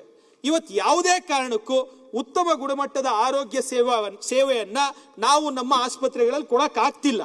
ಅದಕ್ಕೆ ಕಾರಣಗಳು ನಾವು ಕೇಳಿದ್ರೆ, ಹೆಲ್ತ್ ಡಿಪಾರ್ಟ್ಮೆಂಟ್ ಅಲ್ಲಿ ಕೇಳಿದ್ರೆ ನಮಗೆ ಸ್ಟಾಫ್ ಶಾರ್ಟೇಜ್ ಇದೆ, ನಮಗೆ 55 ಪ್ರೋಗ್ರಾಮ್ಸ್, ಸೆಂಟ್ರಲಿ ಸ್ಪಾನ್ಸರ್ಡ್ ಸ್ಕೀಮ್ ಮತ್ತು ಸ್ಟೇಟ್ ಸ್ಕೀಮ್ಗಳು, 55 ಸ್ಕೀಮ್ಗಳನ್ನ ಇಂಪ್ಲಿಮೆಂಟ್ ಮಾಡಬೇಕು. ನಮಗೆ ಡೇಟಾ ಆಪರೇಟರ್ಗಳಿಲ್ಲ, ನಮಗೆ ನರ್ಸ್ಗಳಿಲ್ಲ, ನಾವು ಯಾವುದೇ ಕಾರಣಕ್ಕೂ ಸರಿಯಾದಂತಹ ವ್ಯವಸ್ಥೆಯನ್ನ ಕೊಡಕ್ ಬರಲ್ಲ. ಈ ರೀತಿ ವ್ಯವಸ್ಥೆಯಲ್ಲಿ ಇವತ್ತು ಆರೋಗ್ಯ ಇಲಾಖೆ ಹದಗೆಟ್ಟು ಕೂಟಿರುವಾಗ ಗುಡ್ ಹೆಲ್ತ್ ಟು ಆಲ್ ಅಂತ ಈ 11G ಮಾದರಿಯಲ್ಲಿ ಹೇಳಿದ್ದಾರೆ. ಇನ್ನ ಗ್ರಾಸ್ ರೂಟ್ ಎಕಾನಮಿ ಅಂತ 4ನೇ ಪಾಯಿಂಟ್ ಕೊಟ್ಟಿರುವಂತದ್ದು ಕೃಷಿ, ಗ್ರಾಮೀಣಾಭಿವೃದ್ಧಿ ಮತ್ತು ಕಲ್ಯಾಣ ಕಾರ್ಯಕ್ರಮಗಳು. ಪ್ರತಿಯೊಂದರಲ್ಲೂ ಕಲ್ಯಾಣ ಕಾರ್ಯಕ್ರಮಗಳು. ಗ್ರಾಮೀಣಾಭಿವೃದ್ಧಿಯಲ್ಲಿ ಗ್ರಾಮ ಪಂಚಾಯತಿಗಳಿಗೆ ಏನ್ ಮಾಡ್ತೀವಿ ಅಂತ ಇವ್ರು ಕೊಟ್ಟಿದ್ರು. ಎಲ್ಲಾ ಗ್ರಾಮ ಪಂಚಾಯತಿಗಳಲ್ಲಿ ವೈಫೈ ಅನ್ನ ಕೊಡ್ತೀವಿ ಅಂತ ಕಾಂಗ್ರೆಸ್ ತಮ್ಮ ಪ್ರಣಾಳಿಕೆಯಲ್ಲಿ ಚುನಾವಣೆ ಪೂರ್ವವಾಗಿ ಹೇಳಿದ್ರು. ಎಲ್ಲ ಗ್ರಾಮ ಪಂಚಾಯತಿಗಳನ್ನ ಮಹಾತ್ಮ ಗಾಂಧಿ ಗ್ರಾಮ ಸ್ವರಾಜ್ ಯೋಜನೆ ಅಡಿಯಲ್ಲಿ ನಾವು ಎಷ್ಟು ಸಾವಿರ ಕೋಟಿ, ಅದು ಮಹಾತ್ಮ ಗಾಂಧಿ ಗ್ರಾಮ ಸ್ವರಾಜ್ ಯೋಜನೆ ಅಡಿಯಲ್ಲಿ 50,000 ಕೋಟಿಯನ್ನ 5 ವರ್ಷದಲ್ಲಿ ಮೀಸಲಿಡ್ತೀವಿ ಅಂತ ಹೇಳಿದ್ರು. ಇದುವರೆಗೂ ಈ ಯೋಜನೆಗೆ ಒಂದೇ ಒಂದು ರೂಪಾಯಿಯನ್ನ ಮೀಸಲಿಡುವಂತ ಕೆಲಸ ಆಗಿಲ್ಲ. ಗುಡ್ ಗವರ್ನೆನ್ಸ್, ಜನಸ್ನೇಹಿ ಆಡಳಿತ. ಕಾಂಗ್ರೆಸ್ನ ಸರ್ಕಾರ ಬಂದಿದ ತಕ್ಷಣ ನಾನು 4 ಬಜೆಟ್ ಪುಸ್ತಕಗಳನ್ನ ಇಟ್ಕೊಂಡಿದ್ದೆ ಸಭಾಧ್ಯಕ್ಷರೇ. ಬಂದಿದ ತಕ್ಷಣ ಮೊದಲನೇ ಬಜೆಟ್ ಅಲ್ಲಿ ಗೌರವಾನ್ವಿತ ಮುಖ್ಯಮಂತ್ರಿಗಳು ಒಂದು 12ನೇ ಪಾಯಿಂಟ್ ಅಲ್ಲಿ ಮೊದಲನೇ ಬಜೆಟ್ 2023-24ನೇ ಬಜೆಟ್ ಅಲ್ಲಿ ಹೇಳ್ತಾರೆ, ಹಿಂದಿನ ಸರ್ಕಾರ ಗಣನೀಯವಾಗಿ ನೀಡಿರುವಂತಹ ಕೊಡುಗೆಯಾದ ಭ್ರಷ್ಟಾಚಾರವನ್ನು ಸಂಪೂರ್ಣವಾಗಿ ನಿಗ್ರಹಿಸಲು ನಮ್ಮ ಸರ್ಕಾರ ಶ್ರಮಿಸಲಿದೆ ಅಂತ 2023-24ನೇ ಬಜೆಟ್ ಅಲ್ಲಿ ಹೇಳಿದ್ರು. ಇದಾದ ನಂತರ ನೆಕ್ಸ್ಟ್ ಇಯರ್ ಬಜೆಟ್ ತೆಗೆದ್ವಿ, ಅದರಲ್ಲೂ ಭ್ರಷ್ಟಾಚಾರದ ಬಗ್ಗೆ ಗೌರವಾನ್ವಿತ ಮುಖ್ಯಮಂತ್ರಿಗಳು ತಿಳಿಸಿದ್ರು. ಅದು ಏನ್ ಹೇಳಿದ್ರು ಅಂತ ಹೇಳ್ಬಿಡ್ತೀವಿ. ಆಡಳಿತದಲ್ಲಿ ಪಾರದರ್ಶಕತೆ ಮತ್ತು ದಕ್ಷತೆಯನ್ನು ಹೆಚ್ಚಿಸಲು ಹಾಗೂ ಭ್ರಷ್ಟಾಚಾರ ನಿಗ್ರಹಿಸಲು ತಂತ್ರಜ್ಞಾನವನ್ನು ಸಮರ್ಪಕವಾಗಿ ಬಳಸಿಕೊಳ್ಳಲಾಗುತ್ತಿದೆ. ಇವತ್ತೇನಾದ್ರೂ ನಾವು ಸಾರ್ವಜನಿಕವಾಗಿ ಹೋದ್ರೆ, ನಾನು ಒಬ್ಬ ಶಾಸಕ ಸಭಾಧ್ಯಕ್ಷರೇ, ನೆಕ್ಸ್ಟ್ ಟೈಮ್ ನಾವು ಹೋಗಿ ವೋಟ್ ಕೇಳಬೇಕು ಅಂದ್ರೆ ಯಾವ ರೀತಿ ಭ್ರಷ್ಟಾಚಾರದಲ್ಲಿ ಇವತ್ತು ಸರ್ಕಾರ ಮುಳುಗಿದೆ ಅಂತ ಹೇಳಿ ಜನ ನಮಗೆ ಕ್ಯಾಕರ್ ಸುಗಿತಾ ಇದ್ದಾರೆ. ಒಂದು ತಾಲೂಕ್ ಆಫೀಸ್ಗೆ ಹೋದ್ರೆ ದುಡ್ಡು ಕೊಡದೆ ಒಂದು ಕೆಲಸ ಆಗಲ್ಲ, ಒಂದು ಆಸ್ಪತ್ರೆಗೆ ಹೋದ್ರೆ ಒಂದು ದುಡ್ಡು ಕೊಡದೆ ಒಂದು ಕೆಲಸ ಆಗಲ್ಲ. ಯಾವುದೇ ರೀತಿಯಾದಂತಹ ಕೆಲಸಗಳಿಗೆ ಯಾವುದೇ ಸರ್ಕಾರಿ ಇಲಾಖೆಯಲ್ಲಿ ಭ್ರಷ್ಟಾಚಾರ ರಹಿತವಾಗಿ ಮಾಡ್ತೀವಿ ಅಂತ ಮುಖ್ಯಮಂತ್ರಿಗಳು ಹೇಳಿದ್ರು. ಈ ಬಜೆಟ್ ಅಲ್ಲಿ ಮಾತ್ರ ಭ್ರಷ್ಟಾಚಾರದ ಬಗ್ಗೆ ಯಾವುದೇ ಪ್ರಸ್ತಾಪ ಮುಖ್ಯಮಂತ್ರಿಗಳು ಹೇಳಿಲ್ಲ. ನನಗೆ ಯಾಕೋ ಅನ್ನಿಸ್ತಾ ಇದೆ corruption is the new form in ಈ ಗವರ್ಮೆಂಟ್ ಅಲ್ಲಿ ಅಂತ ಅನ್ನಿಸ್ತಾ ಇದೆ. ಭ್ರಷ್ಟಾಚಾರ ರಹಿತವಾಗಿ ನಾವು ಮಾಡಬೇಕು ಅಂತ ಹೇಳಿ ಹೌದು 16 ಪಾಲಿಸಿಗಳು ತಂದಿದ್ದಾರೆ. ಗೌರವಾನ್ವಿತ ಕೃಷ್ಣ ಬೈರೇಗೌಡರು ಕಂದಾಯ ಸಚಿವರಾಗಿ ಬೇಗ ಮಾಡಿ, 5 ನಿಮಿಷ ಸರ್ ಅಷ್ಟೇ. ಗೌರವಾನ್ವಿತ ಕೃಷ್ಣ ಬೈರೇಗೌಡರು ಉತ್ತಮವಾಗಿ ಪೌತಿ ಖಾತೆ ಆಂದೋಲನ ಮತ್ತು ಪೋಡಿ ಮುಕ್ತ ಆಂದೋಲನ ಇದರಲ್ಲಿ 100% ಒಳ್ಳೆ ಕೆಲಸ ಆಗ್ತಿದೆ. ಅದು ಬಿಟ್ಟು ಇನ್ನೂ ಹೆಚ್ಚಿನ ರೀತಿಯಲ್ಲಿ ಬಗರ್ ಹುಕುಂ ಸಮಿತಿಗಳಲ್ಲಿ ಇದುವರೆಗೂ ಪಾಸ್ ಆಗಿರುವಂತಹ ಎಲ್ಲ ಏನು ಫಲಾನುಭವಿಗಳಿಗೆ ಸಾಗುವಳಿ ಚೀಟಿ ಕೊಡುವಂತ ಆಂದೋಲನವನ್ನ ಕೈಗೆತ್ಕೊಬೇಕು. ಇವತ್ತು ಸಾಗುವಳಿ ಚೀಟಿ ಕೊಡ್ಲಿಕ್ಕೆ ಏನು ನಮ್ಮ ಕಂದಾಯ ಇಲಾಖೆ ಅಧಿಕಾರಿಗಳು ಗ್ರಾಮ ಸಹಾಯಕರಿಂದ VA ಇಂದ ಹಿಡಿದು ಅಪ್ ಟು ತಹಸೀಲ್ದಾರ್ ಲೆವೆಲ್ ವರೆಗೂ ಒಂದು ಸಾಗುವಳಿ ಚೀಟಿ ಕೊಡಬೇಕು ಅಂದ್ರೆ 16 ಕಂಡೀಷನ್ಸ್ ಹಾಕಿ ಪಾಪ ರೈತರು 40 ವರ್ಷ 50 ವರ್ಷ 2 ತಲೆಮಾರು 3 ತಲೆಮಾರಿಂದ ಸಾಗುವಳಿ ಮಾಡ್ತಿದ್ರು ಸಹ ಆ ಸಾಗುವಳಿ ಚೀಟಿಯನ್ನ ಕೊಡ್ಲಿಕ್ಕೆ ಅಲ್ದಾಡಿಸ್ತಾರೆ. ಇದ್ರ ಬಗ್ಗೆ ಈಗಾಗಲೇ TB ಜಯಚಂದ್ರ ಸಾಹೇಬ್ರು ಪ್ರಶ್ನೆ ಇದೇ ಸದನದಲ್ಲಿ ಹಾಕಿದ್ರು. ಆ ಸಾಗುವಳಿ ಚೀಟಿ ನಾವು ಬಗರ್ ಹುಕುಂ ಕಮಿಟಿಯಲ್ಲಿ ಪಾಸ್ ಮಾಡಿದ್ರು ಸಹ ಅದನ್ನ ಕೊಡುವಂತ ವ್ಯವಸ್ಥೆ ಇವತ್ತು ಆಗ್ತಿಲ್ಲ. ಹಾಗಾಗಿ ಕಂದಾಯ ಇಲಾಖೆಯಲ್ಲಿ ಪಾರದರ್ಶಕತೆಯನ್ನ ತರಲಿಕ್ಕೆ ನಮ್ಮ ಕೃಷ್ಣ ಬೈರೇಗೌಡರು ಏನ್ ಮಾಡ್ತಾ ಇದ್ದಾರೆ, ಆ ಪೌತಿ ಖಾತೆ ಆಂದೋಲನ ಪೋಡಿ ಮುಕ್ತ ಆಂದೋಲನ ಜೊತೆಗೆ ಸಾಗುವಳಿ ಚೀಟಿ ಕೊಡ್ಲಿಕ್ಕೆ ಒಂದು ಆಂದೋಲನವನ್ನ ಗೌರವಾನ್ವಿತ ಸರ್ ಒಂದ್ ನಿಮಿಷ ಮುಗಿಸ್ತೀವಿ. ಇದ್ರ ಜೊತೆಗೆ ಕಾಂಗ್ರೆಸ್ ಸರ್ಕಾರ ಏನು ನಮ್ಮ ಅಧಿಕಾರಕ್ಕೆ ಬರಕ್ ಮುಂಚೆ ನಮ್ಮ ಕಾಂಗ್ರೆಸ್ ಗ್ಯಾರಂಟಿ ಕಾರ್ಡ್ ಅಂತೇಳಿ ಗ್ಯಾರಂಟಿ ಕಾರ್ಡ್ ಅನ್ನ ಕೊಟ್ರು. ಕಾಂಗ್ರೆಸ್ ಗ್ಯಾರಂಟಿ ಕಾರ್ಡ್ ಅಲ್ಲಿ ಗೌರವಾನ್ವಿತ ಮುಖ್ಯಮಂತ್ರಿಗಳು ಇವತ್ತಿನ ಮುಖ್ಯಮಂತ್ರಿಗಳು ಸಿದ್ದರಾಮಯ್ಯ ಸಾಹೇಬರು ಮತ್ತು ಇವತ್ತಿನ ಉಪಮುಖ್ಯಮಂತ್ರಿಗಳು KPCC ಅಧ್ಯಕ್ಷರು DK ಶಿವಕುಮಾರ್ ಸಾಹೇಬರು ಸೈನ್ ಹಾಕಿದ್ರು. ಈ ಗ್ಯಾರಂಟಿ ಕಾರ್ಡ್ ಅಲ್ಲಿ ಏನ್ ಹೇಳಿದ್ರು ಅಂತ ಹೇಳ್ತೀನಿ ಸರ್ ನಾನು. ಕಾಂಗ್ರೆಸ್ನ ಕಾಂಗ್ರೆಸ್ ಗ್ಯಾರಂಟಿ ಗೃಹಲಕ್ಷ್ಮಿ ಕುಟುಂಬದ ಮಹಿಳೆಗೆ ಪ್ರತಿ ತಿಂಗಳು 2,000 ರೂಪಾಯಿ ಕೊಡ್ತೀವಿ. ಏನಕ್ಕೆ 2,000 ರೂಪಾಯಿ ಕೊಡ್ತೀವಿ ಅಂದ್ರೆ ಗ್ಯಾಸ್ ಸಿಲಿಂಡರ್ಗೆ 500 ರೂಪಾಯಿ, GST ಪರಿಹಾರಕ್ಕೆ 500 ರೂಪಾಯಿ, ಬೆಲೆ ಏರಿಕೆಯ ಪರಿಹಾರಕ್ಕೆ 1,000 ರೂಪಾಯಿ ಅಂತ ಹೇಳಿ ಘೋಷಣೆ ಮಾಡಿದಂತ ಯೋಜನೆ ಇದು. ಇದನ್ನ ಸೈನ್ ಹಾಕಿ ಚಾಮುಂಡೇಶ್ವರಿ ತಾಯಿ ದೇವಸ್ಥಾನದಲ್ಲಿ ಇಟ್ಟು ಪ್ರತಿ ಮನೆಗೂ ನಮ್ಮ ತಾಲೂಕಲ್ಲೂ ಬಂದು ಹಂಚಿ ಎಲೆಕ್ಷನ್ ಮಾಡಿದಂಥದ್ದು. ಇವತ್ತು GST ಕೇಂದ್ರ ಸರ್ಕಾರ ದಿಟ್ಟವಾದಂತಹ ಹೆಜ್ಜೆಯನ್ನ ತಗೊಂಡು ಇವತ್ತು GSTಯನ್ನ ಕಮ್ಮಿ ಮಾಡಿ GSTಯನ್ನ ಇಳಿಸಿದ್ದಾರೆ. ಇದ್ರ ಜೊತೆಗೆ ಏನು 1,000 ರೂಪಾಯಿ ಬೆಲೆ ಏರಿಕೆಗೆ ಅಂತ ಹೇಳಿ ಕಾಂಗ್ರೆಸ್ನವರು ಹೇಳುದು. ಏನು BJP ಸರ್ಕಾರದ ಮೇಲೆ ಬೆಲೆ ಏರಿಕೆ ಆಪಾದನೆಯನ್ನ ಹೇಳಿ ಇವರು ಕಾಂಗ್ರೆಸ್ನ ಸರ್ಕಾರ ಬಂದಂಥದ್ದು. ಕಾಂಗ್ರೆಸ್ನವ್ರು ಬಂದ ಮೇಲೆ ಬೆಲೆ ಏರಿಕೆಯನ್ನ ಏನ್ ಮಾಡಿದ್ದಾರೆ? ಹಾಲಿನ ದರ ಇದುವರೆಗೂ ಹಾಲಿನ ದರವನ್ನ ಹೆಚ್ಚಳ ಮಾಡಿದ್ದಾರೆ 35ರಿಂದ 40%. ಪೆಟ್ರೋಲ್ ಡೀಸೆಲ್ ದರವನ್ನ 3 ರೂಪಾಯಿ ಪೆಟ್ರೋಲ್ ದರ, 5 ರೂಪಾಯಿ ಅದಕ್ಕೆ 500 ನೀವೇ ಕೊಡ್ತಾ ಇದೀರಲ್ಲ, ಅದು ಬಿಟ್ಟು ಜಾಸ್ತಿ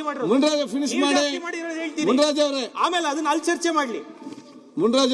ಪೆಟ್ರೋಲ್ ಡೀಸೆಲ್ ದರ ರಾಜ್ಯ ಸರ್ಕಾರ ಪೆಟ್ರೋಲ್ ದರವನ್ನ 3 ರೂಪಾಯಿ, ಡೀಸೆಲ್ ದರವನ್ನ 5 ರೂಪಾಯಿ 2 ಪೈಸೆ, ಬಸ್ ಪ್ರಯಾಣಿಕರ ದರ 15% ಹೆಚ್ಚಳ, ವಾಹನಗಳ ನೋಂದಣಿ ಶುಲ್ಕ ಮತ್ತು ವಿದ್ಯುತ್ ಚಾಲಿತ ವಾಹನಗಳಿಗೆ 15% ತೆರಿಗೆ ಹೆಚ್ಚಳ, ಕಾವೇರಿ ಕುಡಿಯುವ ನೀರಿನ ದರದ ಮೇಲೆ 30% ಹೆಚ್ಚಳ, ಒಳಚರಂಡಿ ದಂಡದ ಮೇಲೆ 25% ಹೆಚ್ಚಳ, ಮದ್ಯದ ದರದ ಮೇಲೆ 10% 20% ಹೆಚ್ಚಳ, ಮದ್ಯದ ಲೈಸೆನ್ಸ್ ಶುಲ್ಕದ ಮೇಲೆ 50% ಹೆಚ್ಚಳ, ವಿದ್ಯುತ್ ದರದ ಮೇಲೆ ಹೆಚ್ಚಳ, ಮೆಟ್ರೋ ಪ್ರಯಾಣ ದರದ ಮೇಲೆ ಹೆಚ್ಚಳ, ಆಸ್ತಿಗಳ ಮಾರ್ಗಸೂಚಿ ದರದ ಮೇಲೆ ಹೆಚ್ಚಳ, ಸ್ಟಾಂಪ್ ಡ್ಯೂಟಿ ಹೆಚ್ಚಳ, ವೃತ್ತಿ ತೆರಿಗೆ ಹೆಚ್ಚಳ, ಸರ್ಕಾರಿ ಕಾಲೇಜುಗಳ ಶೈಕ್ಷಣಿಕ ಶುಲ್ಕ ಹೆಚ್ಚಳ, ಸರ್ಕಾರಿ ಆಸ್ಪತ್ರೆಗಳ ಸೇವಾ ಶುಲ್ಕವನ್ನ ಹೆಚ್ಚಳ, ಮೃಗಾಲಯಗಳ ಪ್ರವೇಶ ಶುಲ್ಕವನ್ನ ಹೆಚ್ಚಳ, ಕಾರ್ಮಿಕ ಕಲ್ಯಾಣ ನಿಧಿಗಳ ಶುಲ್ಕ ಹೆಚ್ಚಳ, ಕಾರ್ಮಿಕ ಇಲಾಖೆಯ ಅಂಗಡಿಗಳ ಲೈಸೆನ್ಸ್ ಶುಲ್ಕ ಹೆಚ್ಚಳ, ಬಿಬಿಎಂಪಿ ನಕ್ಷೆ ಮಂಜೂರಾತಿ ಶುಲ್ಕ ಹೆಚ್ಚಳ, ಬಿಬಿಎಂಪಿ ಕಸದ ತೆರಿಗೆ ಎಲ್ಲ ಕರೆಕ್ಟ್, ಎಲ್ಲ ಜಾಸ್ತಿ ಆಗಿದೆ. ಈಗ ನೀವು ಮಾತಾಡೋ ಟೈಮ್ ಕೂಡ ಜಾಸ್ತಿ ಆಗಿದೆ.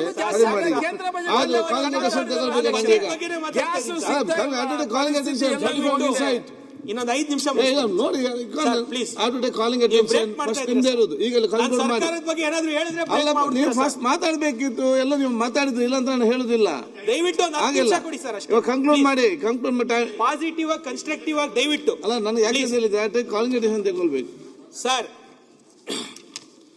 ನಮ್ಮ ಜನ, ನಮ್ಮ ರಾಜ್ಯದ ಜನತೆ ನಮ್ಮ ತೆರಿಗೆ ಎಷ್ಟು ಹೆಚ್ಚಳ ಮಾಡಿದ್ವಿ, ನಮಗ್ ಬರುವಂತ GSTP ಏನಾಯ್ತು, ನಮಗ್ ಬರುವಂತ GST ಏನಾಯ್ತು, ಇದು ಯಾವುದನ್ನ ಕೇಳೋಂತ ಜನ ಅಲ್ಲ.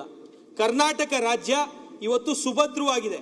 ಈಗ ತಾನೇ ರಿಜ್ವಾನ್ ಅವರು ಹೇಳಿದ್ರು, ಇಡೀ ದೇಶದಲ್ಲಿ ಮಹಾರಾಷ್ಟ್ರದ ನಂತರ ಅತಿ ಹೆಚ್ಚು corporate tax, non corporate tax, GST revenue, service sector revenue ಕೊಡ್ತಿರುವಂತದ್ದು ಇವತ್ತು ನಮ್ಮ ಕರ್ನಾಟಕ ರಾಜ್ಯ. ಕರ್ನಾಟಕ ರಾಜ್ಯದಲ್ಲಿ ತೆರಿಗೆಗೆ ಎಲ್ಲೂ ತೊಂದರೆ ಇಲ್ಲ. ಉತ್ತಮವಾಗಿ ತೆರಿಗೆದಾರರು ತಮ್ಮ ತೆರಿಗೆಯನ್ನ ಪಾವತಿ ಮಾಡ್ತಾ ಇದ್ದಾರೆ. ಕರ್ನಾಟಕದಲ್ಲಿ ಇವತ್ತು ಬಂದಿರುವಂತಹ ಸಮಸ್ಯೆ, ಪ್ರಿಂಟ್ ಮ್ಯಾಗಝಿನ್ ಅವರು ನಿನ್ನೆ ಒಂದು ಆರ್ಟಿಕಲ್ ಅನ್ನ ಹಾಕಿದ್ದಾರೆ. ಕರ್ನಾಟಕ ರಾಜ್ಯದಲ್ಲಿ government that borrows to consume is not governing, it is mortgaging Kannadigas future to fund its own electoral survival ಅಂತ ಕೊಟ್ಟಿದ್ದಾರೆ. ಏನಿದ್ರ ಅರ್ಥ? ರಾಜ್ಯ ಸರ್ಕಾರ ತಮ್ಮ ಚುನಾವಣೆಗಳಿಗೋಸ್ಕರ, ತಮ್ಮ ಚುನಾವಣೆಯ ಉಳಿವಿಗೋಸ್ಕರ ಗ್ಯಾರಂಟಿಗಳನ್ನು ಕೊಟ್ಟು ನಮ್ಮ ರಾಜ್ಯದ ಜನತೆಯ ಅವರ ಭವಿಷ್ಯವನ್ನ ಇವತ್ತು ಅಡವನ್ನ ಇಡೋ ರೀತಿಯಲ್ಲಿ ಇವತ್ತು ಸಾಲಗಳನ್ನ ಮಾಡ್ತಿದ್ದಾರೆ. Karnataka does not have a resource problem, it has a governance problem ಅಂತ ಹೇಳಿ ಆರ್ಟಿಕಲ್ ಅನ್ನ ಬರೆದಿರುವಂತದ್ದು. ರಿಸೋರ್ಸ್ ಅಲ್ಲಿ ನಮ್ಮ ರಾಜ್ಯಕ್ಕೆ ಯಾವುದೇ ರೀತಿಯಾದಂತಹ ತೊಂದರೆ ಇಲ್ಲ, ಆದ್ರೆ ಅದನ್ನ ಸಮರ್ಪಕವಾಗಿ ಬಳಸ್ಕೊಳ್ಳೋದ್ರಲ್ಲಿ ನಮ್ಮ ಈ ಬಾರಿ ಸರ್ಕಾರ ಎಡವಿದೆ ಅಂತ ಹೇಳ್ತಾ, ನಮ್ಮ ಕಾಂಗ್ರೆಸ್ನ ಸರ್ಕಾರ ಮುಗಿಸ್ತೆ ಸರ್, ಕಾಂಗ್ರೆಸ್ನ ಸರ್ಕಾರ ಅಧಿಕಾರಕ್ಕೆ ಬರಕ್ ಮುಂಚೆ ಬೇಕಾದಷ್ಟು ಭರವಸೆಗಳನ್ನ ಕೊಟ್ಟು ಬಂದಿರುವಂಥದ್ದು. ಕಳೆದ ಬಾರಿ ಗೌರವಾನ್ವಿತ ಮುಖ್ಯಮಂತ್ರಿಗಳು ಸಿದ್ದರಾಮಯ್ಯ ಸಾಹೇಬರು ನುಡಿದಂತೆ ನಡೆದಿದ್ದೇವೆ ಅಂತ ಹೇಳಿ ಎಲ್ಲ ಕಡೆ ಉತ್ತಮವಾಗಿ ಪ್ರಚಾರವನ್ನ ಮಾಡಿ 2013ರಿಂದ 18 ಗವರ್ನೆನ್ಸ್ ಕೊಟ್ಟರು. ಈ ಬಾರಿ ಕೇವಲ 5 ಗ್ಯಾರಂಟಿಗಳು ತೋರಿಸ್ತಾ ಇದ್ದಾರೆ ಬಿಟ್ರೆ, ಅವರ ಪ್ರಣಾಳಿಕೆಯಲ್ಲಿ ಇದು ಬಿಟ್ಟು ಬೇಕಾದಷ್ಟು ವಿಷಯಗಳನ್ನ ಹೇಳಿದ್ರು. ನೀರಾವರಿಗೆ ಉದಾಹರಣೆಗೆ 1.5 ಲಕ್ಷ ಕೋಟಿಯನ್ನ ಕೊಡ್ತೀವಿ ಅಂತ ಹೇಳಿ ಮೇಕೆ ಸರ್ ಬಜೆಟ್ ಅಲ್ಲಿ ನೀವು ಸ್ಟಾಪ್ ಮಾಡ್ಬೇಕಲ್ಲ. ಅಲ್ಲಿ ಅದು ಒಂದು ಮಾತಾಡ್ಲಿಕ್ಕೆ 24 ಗಂಟೆ ಮಾತಾಡಬಹುದು, ಎಷ್ಟಿದೆ ಮಾತಾಡ್ಲಿಕ್ಕೆ. ಏನದು ಬೇಕಲ್ವಾ? ಆಲ್ರೆಡಿ 4 ಬಜೆಟ್ ಆಗೋಯ್ತು. ಇಲ್ಲಿ ಚರ್ಚೆ ಬೇಡ, 4 ಬಜೆಟ್ ಆಯ್ತು ಸರ್. ಇಲ್ಲಿ ಚರ್ಚೆ ಬೇಡ ನೋಡಿ. 4 ಬಜೆಟ್ ಆಗಿದೆ. ನಿಮ್ಗೆ ಟೈಮ್ ಲಿಮಿಟ್ ಜಾಸ್ತಿ ಟೈಮ್ ಕೊಟ್ಟಿದೆ. ಫಿನಿಶ್ ಎಲ್ಲ ಮಾತಾಡಿ 3 ಗಂಟೆ ಮಾತಾಡಬಹುದು. ಕಾಲಿಂಗ್ ಅಟೆನ್ಷನ್ಸ್ ಇದೆ, ಕಾಲಿಂಗ್ ಅಟೆನ್ಷನ್ ತಗೊಳ್ಬೇಕು. ಕೆಚ್ ಪಟೇಲ್ ಕಾರ್ಯಕ್ರಮ ಇದೆ, ಯಾರು ಕೂಡ ಮಾತಾಡ್ಲಿಕ್ಕೆ ಆಗ್ತದೆ. ನೀವು ಮಾತಾಡೋ 20 ನಿಮಿಷ ಅಂತ ತಗೊಂಡು ನಾಳೆ ಮಾತಾಡಬೇಕಲ್ಲ, ನಾಳೆ ಮಾತಾಡಬೇಕಿತ್ತು. 20 ನಿಮಿಷ ಸಾಕು, ಕೊಟ್ಟು ಬಿಡಿ ಅಂತ ಹೇಳ್ತೀರಿ. ಆಯ್ತು, ಫಿನಿಶ್ ಮಾಡಿ ಈಗ 2 ಮಿನಿಟ್ಸ್ ಅಲ್ಲಿ. ಕಾಲಿಂಗ್ ಅಟೆನ್ಷನ್ ಇದೆ, ನಿಮ್ದೇ ಇದೆ ಫಸ್ಟ್ ಸರ್. ಮುಖ್ಯವಾಗಿ 3-4 ವಿಷಯಗಳು ಮಾತ್ರ ನೀರಾವರಿ ವಿಷಯದಲ್ಲಿ ನಮ್ಮ ನಗರಕ್ಕೆ, ನಮ್ಮ ದೊಡ್ಡಬಳ್ಳಾಪುರದ ವಿಷಯ ಮಾತಾಡಿ, ರಾಜ್ಯದ ವಿಚಾರ ಬಿಟ್ಟು ನೀವು ಕ್ಲೋಸ್ ಮಾಡಿ ಅಂತ ಇದ್ದೀರಾ. ದೊಡ್ಡಬಳ್ಳಾಪುರದ ಒಂದು 4 ವಿಚಾರ ಮಾತಾಡಿ ನಾನು ಮುಗಿಸ್ತೀನಿ ಸರ್. ಹೋಗ್ಲಿ, ನೀರಾವರಿ ವಿಚಾರದಲ್ಲಿ ಈ ಬಾರಿ ಬಜೆಟ್ ಅಲ್ಲಿ ಏನು ವೃಷಭಾವತಿ ವ್ಯಾಲಿಯ 308 MLDಗೆ 650 ಕೋಟಿಯನ್ನ ಮೀಸಲಿಟ್ಟಿರುವಂತ ಕೆಲಸವನ್ನ ಮಾಡಿದ್ದಾರೆ. ನಾನು ಸರ್ಕಾರವನ್ನ ಈ ಮೂಲಕ ಮುಖ್ಯಮಂತ್ರಿಗಳನ್ನ ಕೈ ಜೋಡಿಸಿ ವಿನಂತಿಯನ್ನ ಮಾಡ್ತೀನಿ. ಈ 308 MLD ಟರ್ಷರಿ ಟ್ರೀಟ್ಮೆಂಟ್ ಎಷ್ಟಾಗುತ್ತೆ ಖರ್ಚು ಅಂದ್ರೆ 1 MLDಗೆ 1 ಕೋಟಿ ಖರ್ಚಾಗುತ್ತಂತೆ. KC ವ್ಯಾಲಿ, HN ವ್ಯಾಲಿ ಬಗ್ಗೆ ಹೋರಾಟಗಳು ಈಗಾಗಲೇ ಚಿಕ್ಕಬಳ್ಳಾಪುರ ಜಿಲ್ಲೆ, ಕೋಲಾರ ಜಿಲ್ಲೆಯಲ್ಲಿ ಆಗ್ತಾ ಇದೆ. ಸಮೃದ್ಧಿ ಮಂಜುನಾಥ್ ಅವರು ಅದನ್ನ ಮಾತಾಡಿದ್ದಾರೆ. ದಯವಿಟ್ಟು 650 ಕೋಟಿ ನೀವೇನ್ ಫಂಡ್ ಅನ್ನ ರಿಸರ್ವ್ ಮಾಡಿದೀರಾ ಮೈನರ್ ಇರಿಗೇಷನ್ ಅಲ್ಲಿ, ಅದರಲ್ಲಿ 308 ಕೋಟಿಯನ್ನ ನೀವು ದಯವಿಟ್ಟು ಇದನ್ನ ಟರ್ಷರಿ ಟ್ರೀಟ್ಮೆಂಟ್ಗೆ Vrishabhavathi valley as an experiment 1 MLD 1 ಕೋಟಿ ಅಂತ ಹೇಳಿ ನೀರಾವರಿ ತಜ್ಞರು ಹೇಳಿರುವಂತದ್ದು.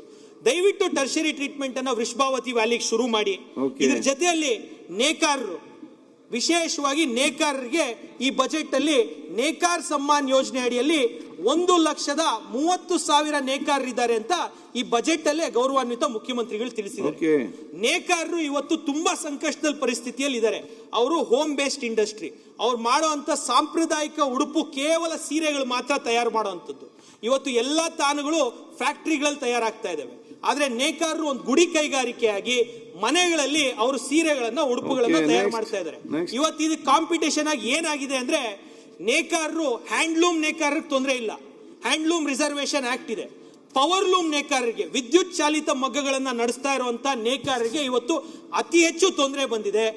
ಈ ಫ್ಯಾಕ್ಟರಿಗಳಲ್ಲಿ ಶಟರ್ಲೆಸ್ ಮಗ್ಗಗಳನ್ನ ನಡೆಸೋದ್ರಿಂದ ಇವರೇನು ಒಂದು ಮಗ್ಗವನ್ನ ನೇಯ್ಲಿಕ್ಕೆ 1.5 ದಿನ, ನೇಕಾರದ ಒಂದು ಮಾತು ಮುಗಿಸ್ತೀನಿ ಸರ್ ಪ್ಲೀಸ್, ದಯವಿಟ್ಟು ಈ ನೇಕಾರರು ಒಂದು ದಿನಕ್ಕೆ 1 ಅಥವಾ 1.5 ಸೀರೆಯನ್ನ ನೇಯ್ತಾ ಇದ್ದಾರೆ. ಇವತ್ತು ಫ್ಯಾಕ್ಟರಿಗಳಲ್ಲಿ 16 ಪನ್ನ ಬರುವಂತ ಸೀರೆಗಳು ಬಂದು ನೇಕಾರರು ದುಸ್ಥಿತಿಗೆ ಬಂದಿದ್ದಾರೆ. ಅವರು ವೃತ್ತಿಯನ್ನ, ಕುಲಕಸಬನ್ನ ಬಿಡುವಂತ ಪರಿಸ್ಥಿತಿಗೆ ಬಂದಿದ್ದಾರೆ. ದಯವಿಟ್ಟು ಸರ್ಕಾರವನ್ನ ನಾನು ಈಗಲೇ ಸರ್ಕಾರವನ್ನ ಮನವಿಯನ್ನ ಮಾಡ್ತೀನಿ. ಈ ಬಾರ್ಡರ್ ಇರುವಂತದ್ದು, ಜರಿ ಇರುವಂತಹ ಸೀರೆಗಳು ಮತ್ತು ಪಲ್ಲು ಇರುವಂತಹ ಸಾಂಪ್ರದಾಯಿಕ ಸೀರೆಗಳು, ಪ್ರಿಂಟೆಡ್ ಸೀರೆಗಳು ಎಲ್ಲಾದ್ರೂ ಮಾಡ್ಕೊಳ್ಳಿ, ಸಾಂಪ್ರದಾಯಿಕ ಸೀರೆಗಳನ್ನ ಮಾಡ್ಲಿಕ್ಕೆ ದಯವಿಟ್ಟು ಒಂದು ಕಾನೂನನ್ನ ತಂದು 1.5-2 ಲಕ್ಷಕ್ಕೂ ಅಧಿಕ ವಿದ್ಯುತ್ ಚಾಲಿತ ಮಗ್ಗದ ನೇಕಾರರನ್ನ ಉಳಿಸ್ಲಿಕ್ಕೆ ಈ ಸರ್ಕಾರ ಮುಂದಾಗಬೇಕು. ಬಾರ್ಡರ್, ಜರಿ, ಪಲ್ಲು ಹಾಗೂ ಈ ಎಲ್ಲ nothing will go on record. Calling attention, they calling attention. Arga Janendra, illa. J. Srinivas, illa. Dheeraj Muniraj, calling attention. Break kodi sir, next time. Calling attention. Break kodi sir. Illa pa calling attention. 2 ನಿಮಿಷ ಬಿಟ್ಟು. Next. K. Shadakshare, Abhay Patel, Prakash K. Koliwad. ಎಲ್ಲಿ ಈಗ ಬಂದಷ್ಟೇ ಇಲ್ಲ.